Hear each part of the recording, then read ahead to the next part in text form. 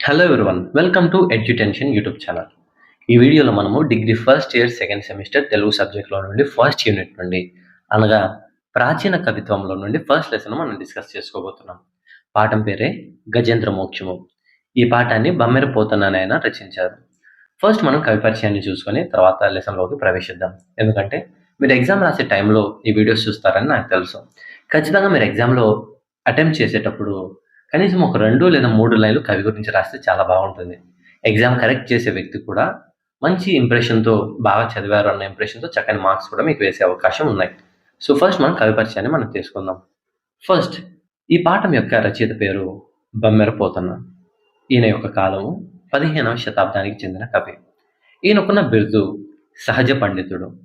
ఈయన యొక్క జన్మస్థలము వరంగల్ జిల్లా బమ్మెర అనే గ్రామంలో ఈయన జన్మించారు. ఈయన యొక్క తల్లి పేరు లక్కమాంబ, తండ్రి పేరు కేసన. ఈయనకున్న ఇతర రచనలు మనం చూస్తే, ఈయన చేసిన ఇతర రచనలు మనం చూస్తే వీరభద్ర విజయము, భోగిని దండకము, నారాయణ శతకము వంటి మొదలైన రచనలు ఈయన చేశాడు. ఇక ఈ పాఠం దేని నుంచి గ్రహించబడింది అనంటే, గజేంద్ర మోక్షము అనే ఈ పాఠము ఆంధ్ర మహాభాగవతంలోని అష్టమ స్కందము నుండి, అంటే 8వ స్కందం నుంచి ఇది తీసుకొనబడింది ఈ పాఠము. ఇప్పుడు మనము పాఠం యొక్క నేపథ్యాన్ని మనం అర్థం చేసుకుందాం. నేపథ్యం అనంటే బ్యాక్‌గ్రౌండ్ లేదా హిస్టరీ. అసలు ఈ లెసన్‌లో ఏం జరిగిందనేది మనం ముందు చూడాలనంటే, అసలు ఏం జరిగిందనేది స్టార్టింగ్‌లో మనం చూస్తే, తరువాత సారాంశం అనేది, సమ్మరీ అనేది అర్థమవుతుంది. సమ్మరీ కంటే ముందుగా మనం చిన్న హిస్టరీని మనం చూసుకుందాం. అయితే ఇప్పుడు మీరు ఈ లెసన్‌ను చూసిన తర్వాత డైరెక్ట్‌గా వెళ్లి ఎగ్జామ్‌లో అటెంప్ట్ చేయకండి కానీ, మీరు దగ్గర ఏదైనా బుక్ ఉంటే ఖచ్చితంగా రెఫర్ చేయండి. నేను వీజీఎస్ పబ్లికేషన్స్‌ని వాడుతూ మీకు ఈ లెసన్‌ని ఎక్స్‌ప్లెయిన్ చేస్తున్నాను.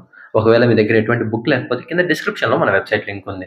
అక్కడి నుంచి కూడా మీరు ఆహ్, అక్కడి నుంచి కూడా మీరు ఈ లెసన్‌ను చదువుకోవచ్చు. లేదా స్క్రీన్ మీద మీకు చూపిస్తున్నట్లుగా www.edutension.com అనే వెబ్‌సైట్‌లోకి వెళ్లి అక్కడ మీరు సైడ్‌లో 3 బార్స్ ఉంటాయి. దాని మీద క్లిక్ చేసి డిగ్రీ నోట్స్ మీద క్లిక్ చేయగలిగితే మీకు కావాల్సిన సెమిస్టర్‌ను, అందులోని సబ్జెక్ట్ మీరు ఎంచుకోగలిగితే మీకు కావాల్సిన నోట్స్ అనేవి మీకు అక్కడ దొరుకుతాయి.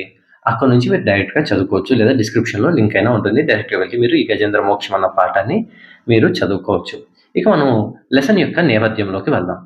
చాలా ఈజీగా చెప్పే ప్రయత్నం నేను చేస్తాను. Stay tune. ఒక పర్వతం పేరు మనం గుర్తుపెట్టుకుందాం. ఆ పర్వతం పేరే త్రికూట పర్వతము.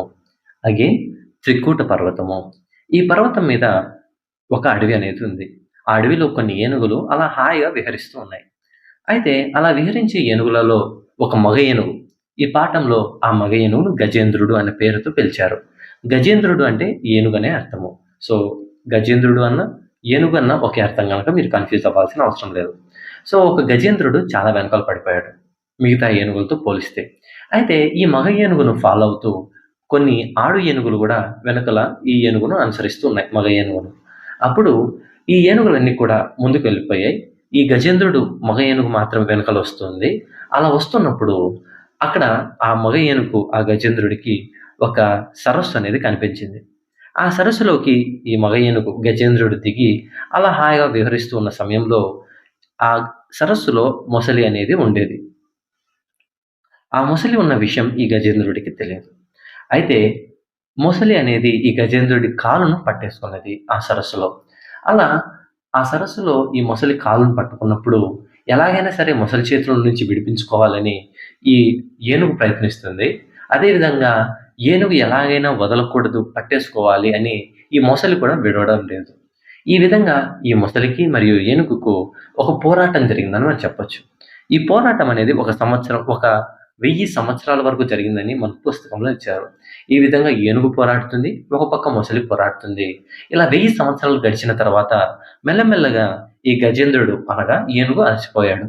అలసిపోయినప్పుడు ఏం చేయాలి అని దిక్కు తెలియని సమయంలో గజేంద్రుడికి అనగా ఈ ఏనుగుకు ఒక ఆలోచన వచ్చింది. అదే భగవంతునికి ప్రార్థిస్తే ఆయన సహాయం చేస్తాడని. అప్పుడు భగవంతుడికి ఈ ఏనుగు ప్రార్థించడం ప్రారంభించింది. ఎంత ప్రార్థించినా సరే అతనికి మాత్రం సహాయం చేయడానికి ఏ భగవంతుడు కూడా ఆ ఏనుగు దగ్గరికి రాలేదు. అప్పుడు ఈ ఏనుగు మనస్సులో ఒక సందేహం పుట్టింది. అసలు భగవంతుడు ఉన్నాడా? లేడా? ఉంటే సహాయం చేయాలి గదా! అని ఆలోచన పుట్టింది. అలా ఆ టైంలో మరి ఏనుగు యొక్క ఆలోచనలు, అసలు ఏం జరిగిందనేది మనం సారాంశంలో చూస్తాం. ఇప్పటివరకు మనం నేపథ్యాన్ని చూసాం. ఇప్పుడు మనం సారాంశంలోకి వెళ్దాం. నేపథ్యం మరియు సారాంశం మరియు కవి పరిచయం ఈ మూడింటిని మీరు కలిపి రాస్తేనే చక్కని మార్క్స్ మీరు ఎగ్జామ్లో గెయిన్ చేసే ఛాన్సెస్ ఉన్నాయి. సో అన్నిటిని కలిపి రాయండి. దీనిని నేను సైడ్ హెడ్డింగ్స్తో మీకు ఎక్స్ప్లెయిన్ చేసే ప్రయత్నం నేను చేస్తాను. ఇది నేను విజిఎస్ పబ్లికేషన్స్ నుండి ఎక్స్ప్లెయిన్ చేస్తున్నాను. మీ దగ్గర ఉంటే మీరు కూడా రెఫర్ చేయొచ్చు. గజేంద్రుని యొక్క తలంపు. అసలు గజేంద్రునిలో ఒక ఆలోచనలు అనేవి ప్రారంభమైనవి. అసలు దేవుడు ఆపదల్లో ఉన్న వారిని ఆదుకుంటాడు కదా. నేను దీనిని ఎగ్జాక్ట్ చెప్పట్లేదు. జస్ట్ జనరల్ టాక్‌గా మీకు అర్థమైతే చాలు కాన్సెప్ట్. మీరు ఏ విధంగా అయినా ఎగ్జామ్‌లో మీరు కాన్సెప్ట్ అర్థం చేసుకొని ఏ విధంగా అయినా రాయొచ్చు. అసలు ఆపదలో ఉన్న వాళ్ళని దేవుడు ఆదుకుంటాడు కదా. ఆయన మంచి చేసే వాళ్ళకి ఎప్పుడు తోడుగా ఉంటాడు కదా. ప్రతి దిక్కులో దేవుడు ఉంటాడు కదా. కానీ ఈ దేవుడు నన్ను ఎందుకు ఆదుకోవట్లేదు భగవంతుడని అతనిలో అనుమానం అనేది ప్రారంభమైంది. అంతేకాదు ఆ భగవంతుడు ఐశ్వర్యము, పేదరికము, ఉన్నోళ్ళు, లేనోళ్ళని ఏం భేదం చూడకుండా అందరికీ అండగా ఉంటాడు కదా. మంచోళ్ళకి సహాయం చేస్తాడు కదా. అందరిని దయతో చూస్తాడు కదా.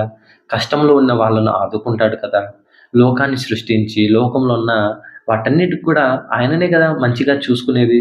ఆ పరమాత్ముడే కదా చేసేది సమస్తాన్ని కూడా. అలాంటి ఆయన తన బిడ్డలు ఆపదలో ఉంటే ఎందుకు ఎటువంటి సహాయం చేయట్లేదని ఈ గజరాజు అనగా ఈ గజేంద్రుడు ఏనుగు దేవునికి ప్రార్థిస్తూ ప్రార్థన అనేది ప్రారంభించాడు. ఇలా ఏమని ప్రార్థించాడు అనేది నెక్స్ట్ హెడ్డింగ్‌లో మనం చూస్తాం. అదే గజేంద్రుడి యొక్క ప్రార్థన. ఈ విధంగా ఈ గజేంద్రుడు ప్రార్థన చేస్తున్నాడు. ఓ భగవంతుడా! నాలో కొంచెం కూడా శక్తి లేదయ్యా. నాలో ఇంతవరకు ధైర్యం ఉన్నింది. కానీ 1000 సంవత్సరాల నుంచి పోరాడుతున్నాను. ఆ ధైర్యం తగ్గిపోయింది. ప్రాణం అనేది సొలసిపోయింది, అలసిపోయింది. నాకిప్పుడు నీవు తప్ప వేరే దిక్కెవ్వరు లేరు. నన్ను కాపాడు. నీ శరణు కోరే వారి దగ్గరికి నువ్వు వస్తావంట కదా! నిన్ను శరణు కోరే వారికి వెంటనే స్పందిస్తావంట కదా! నా పరిస్థితిని జ్ఞాపకం చేసుకో. నన్ను కరుణించు. నేను నీ శరణు కోరుతున్నాను. నన్ను కాపాడని ప్రార్థిస్తూ ముందుకెళ్ళాడు. ప్రార్థించడం ప్రార్థించడం ప్రారంభించాడు ఈ గజేంద్రుడు. బ్రహ్మ మొదలైన దేవతలు విశ్వమంతా వాళ్ళు ఉండరు గనక బహుశా వాళ్ళు నా ప్రార్థన వినడేమో. కానీ ఓ ఈశ్వర, నీవు మాత్రం సకల చోట్ల ఉంటావు. నీ భక్తుడినైన నన్ను జ్ఞాపకం చేసుకో. నన్ను కాపాడని ఈ గజేంద్రుడు ప్రార్థన చేయడం ప్రారంభించాడు. నెక్స్ట్ హెడ్డింగ్ విష్ణుమూర్తి గజేంద్రునికి రక్షణకు పూనుకోవడం. అలా అంతమందికి ప్రార్థించినా సరే అందులో ఈ గజేంద్రుడి యొక్క ప్రార్థనను విష్ణుమూర్తి విన్నాడు. అయితే గజేంద్రుడు ప్రార్థన చేసే సమయంలో ఈ విష్ణుమూర్తి వైకుంఠంలో ఉన్నాడు. అంతఃపురంలో లక్ష్మీదేవితో ఈయన ఆనందిస్తున్నాడు, వినోదిస్తున్నాడు. అయితే గజేంద్రుడిని మొర వినగానే ఎలాగైనా సరే గజేంద్రుడిని కాపాడాలి అని ఈ విష్ణువు గజేంద్రుడిని కాపాడాలనే తొందరలో తన భార్య అయిన లక్ష్మీదేవికి కూడా చెప్పకుండా త్వరలో వచ్చేశాడు. అయితే వస్తున్నప్పుడు తొందరలో శంఖచక్రాలు చేతిలోకి తీసుకోకుండా, గరుడవాహనం కూడా సిద్ధం చేసుకోకుండా వెంటనే గజేంద్రుడిని చేరుకోవడం ప్రారంభించాడు.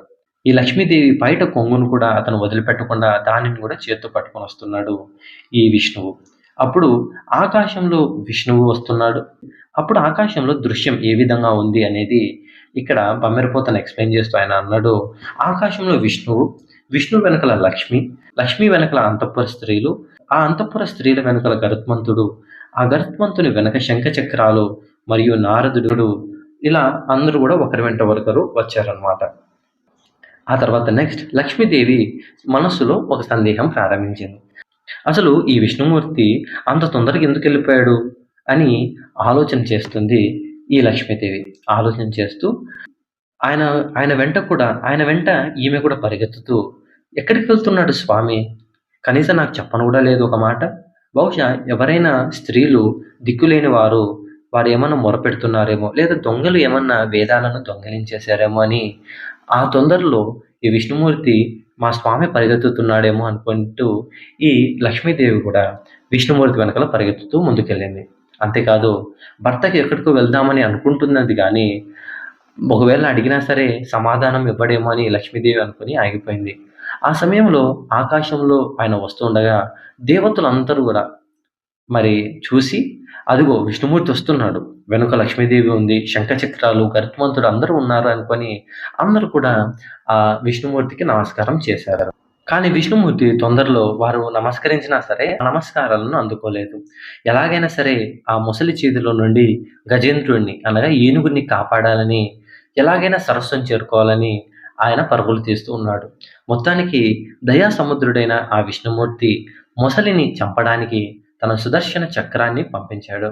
అయితే ఈ సుదర్శన చక్రం అనే ఈ ఆయుధం అనేది సరస్సులోనికి దిగి చాలా వేగంగా మరి ముసలి యొక్క తల వైపునకు అది చాలా వేగంగా అది తిరుగుతూ వెళ్తున్నది. దానిని కవి వర్ణిస్తూ అది సూర్యబింబములా ఉంది ఆ శంఖచక్రము. ఆ శంఖచక్రం అనేది మనోవేగంతో వెళ్తుంది. అది పక్క నుంచి వెళ్తుంటే గుబులు గుబులు అనే ధ్వనితో చాలా వేగంగా వెళ్తుంది. భయపడేటట్లు ఉందని దానిని వర్ణిస్తూ ఉన్నాడు. అయితే ఆ చక్రాయుధం అనేది రివ్వు రివ్వున పోయి మొసలి యొక్క తలను నరికేసిందట. ముసలి శిరస్సును తీసేసింది, ఖండించేసింది. ఆ చక్రము మొసలి ప్రాణాలనే తీసేసిందట. ఆ సమయంలో సరస్సులోకి వెళ్ళి ముసలి యొక్క తలను తెగ నరగ్గానే ఆ చక్రము మిగతా మొసళ్ళన్నీ భయపడి అక్కడ ఉన్న మూల స్థలములకు వెళ్ళి అవన్నీ కూడా తాముకున్నాయంట. ఇదే ఈ పాఠం యొక్క సారాంశము.